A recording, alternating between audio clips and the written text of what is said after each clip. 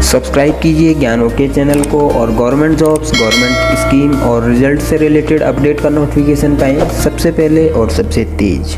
Hello दोस्तों, स्वागत है आप सभी का हमारे चैनल ज्ञान ओके में।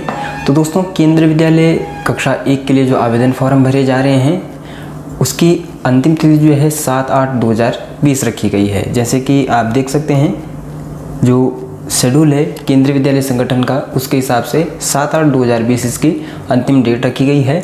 और दोस्तों, अगर आपने अभी तक फॉर्म नहीं भरा है और जैसे कि आप सभी लोग पूछ रहे हैं कि इसमें एज का कैसे आपको कैलकुलेट करना है कि आप भर सकते हैं या नहीं भर सकते हैं, तो इस वीडियो में दोस्तों मैं आपको यही बताने वाला हूं कि एज कैसे कैलकुलेट आप कर सकते हैं सही, जिससे आपको पता चल सके कि आप इस साल फॉर्म भर सकते हैं या नहीं भर सकते हैं। कहीं आपका फॉर्म रिजेक्ट तो नहीं हो जाएगा या फिर कहीं आपको जो आपका आवेदन फॉर्म है वो भरने को मिलेगा या नहीं मिलेगा। तो इस वीडियो में मैं दोस्तों यही बताने वाला हूं। और एक और क्वेश्चन जो आप लोग पूछ रहे हैं कि केंद्रीय विद्यालय में जो आपने ऑनलाइन फॉर्म भरा है वो कहाँ जमा कराना है, या ऑनलाइन फॉर्म भरने के बाद उसका जो प्रिंट है वो कहाँ आपको जमा कराना है, ये दोनों चीज़ें मैं इस वीडियो में आपको बताने वाला हूं। तो दोस्तों, सबसे पहले मैं आपको बता दूं कि जब आप रजिस्ट्रेशन करने के बाद ऑनलाइन आवेदन फॉर्म भरते हैं तो उसमें जो डॉक्यूमेंट्स आपसे मांगे जाते हैं उसमें कुछ ज़्यादा डॉक्यूमेंट नहीं मांगे जाते हैं। एक तो डेट ऑफ बर्थ सर्टिफिकेट मांगा जाता है, दूसरा आपका जो ट्रांसफ़र की जो डिटेल है वो उसमें भरी जाती है, और तीसरा उसमें आपका कास्ट सर्टिफिकेट का नंबर या फिर आपका जैसे BPL EWS सर्टिफिकेट वगैरह का नंबर उसमें मांगा जाता है। इसके सिवा उसमें कोई डॉक्यूमेंट नहीं लगाने होते हैं आपको। लेकिन अगर आपका सिलेक्शन हो जाता है, स्कूल की तरफ से आपको कॉल आता है कि आपका सिलेक्शन हो चुका है, आप स्कूल में आ जाएं डॉक्यूमेंट लेके, तो आपको वो सारे डॉक्यूमेंट जो कि केंद्रीय विद्यालय संगठन ने मांग रखे हैं पहले से ही हमने आपको बता दिया है कौन कौन से डॉक्यूमेंट हैं, उसके साथ में आपको एप्लीकेशन फॉर्म का जो प्रिंट है तब जाके वो स्कूल में ले जाना है और मांगे जाने पे जमा करवाना है।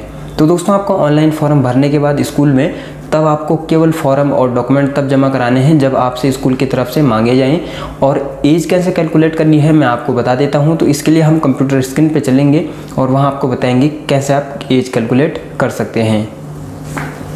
तो दोस्तों, एज कैलकुलेट करने के लिए हम ये एज कैलकुलेटर के माध्यम से आपको समझाते हैं। ये आप फ़ोन में या लैपटॉप में भी इसी तरह से चेक कर सकते हैं।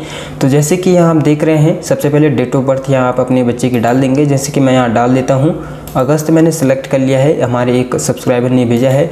उसके बाद इसमें डेट ऑफ जो बर्थ है उसकी डेट डाल देते हैं और ईयर जो है यहाँ इस तरह से टाइप कर देंगे 2015।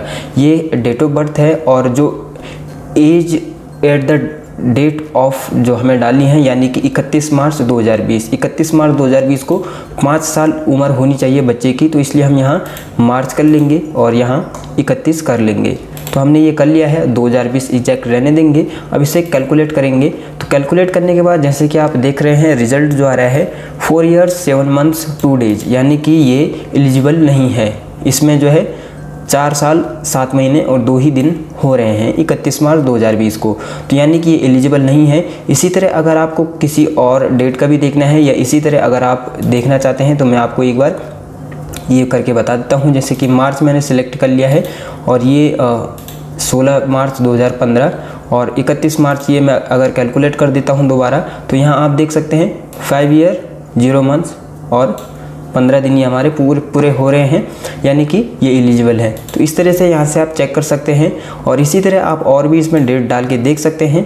तो इसे अगर हम जून या जुलाई कर दें और 2015 के बदले अगर हम इसे 2016 कर देते हैं और 31 मार्च 2020 को अगर डेट देखते हैं तो यहाँ आप देख सकते हैं 3 साल 8 महीना 15 दिन, यानी कि ये भी एलिजिबल नहीं है।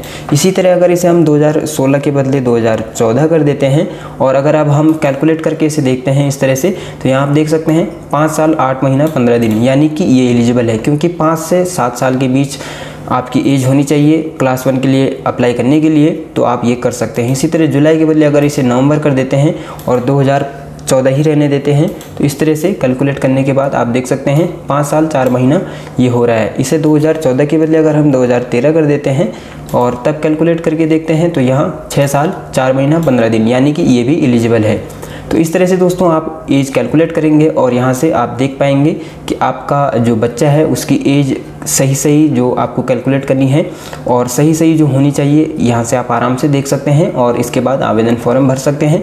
एज में इसके बाद आपको कोई भी कन्फ्यूजन नहीं रहेगा। यहाँ से आप पूरा देख सकते हैं। 5 साल से अगर ऊपर हो रहा है या 5 साल एग्जैक्ट हो रहा है तो भी आप अप्लाई कर सकते हैं। साथ ही दोस्तों आपको बता दूं कि अगर आपके बच्चे की जो डेट ऑफ बर्थ है 1 अप्रैल अगर होती है, 1 अप्रैल को अगर आपके बच्चे का जो डेट ऑफ बर्थ है वो 5 साल पूरा हो रहा है तो भी आप इसके लिए अप्लाई कर सकते हैं। तो दोस्तों अगर आपको भी एज में कोई कन्फ्यूजन है तो आप कमेंट करके बता सकते हैं, आपको आपका रिप्लाई दिया जाएगा और आपको बताया जाएगा कि आपका जो बच्चा है वो एलिजिबल हो रहा है या नहीं हो रहा है। तो दोस्तों इस तरह से आप एज कैलकुलेट करेंगे और आवेदन फॉर्म आराम से भर पाएंगे। साथ ही दोस्तों आप 7/8/2020 तक आवेदन फॉर्म भर सकते हैं। 7/8/2020 कक्षा 1 के लिए आवेदन करने की अंतिम तिथि है। तो दोस्तों इस तरह से आप एज कैलकुलेट करेंगे और जैसे कि हमने बताया जो आवेदन फॉर्म है उसको भरने के बाद स्कूल में जमा नहीं कराना है जब तक आपसे वो मांगा न जाए। तो दोस्तों ये केंद्रीय विद्यालय संगठन का जो ऑनलाइन एडमिशन जो चल रहे हैं कक्षा 1 के लिए उससे संबंधित कुछ जानकारी जो कि आप सभी लोगों ने मांगी थी हमने इस वीडियो के माध्यम से आपको बताई है। और इसी तरह अगर आपका भी कोई क्वेश्चन है तो आप नीचे कमेंट बॉक्स में लिख सकते हैं, आपकी पूरी सहायता की जाएगी। तो दोस्तों इसी तरह KVS एडमिशन 2020-21 से रिलेटेड लेटेस्ट अपडेट की जानकारी पाने के लिए आप हमारे साथ बने रहें। हमारे चैनल को लाइक शेयर और सब्सक्राइब करें और बेल आइकन को दबाना बिल्कुल ना भूलिएगा। तो दोस्तों मिलते हैं फिर इसी तरह की एक और नई जानकारी के साथ, तब तक के लिए धन्यवाद।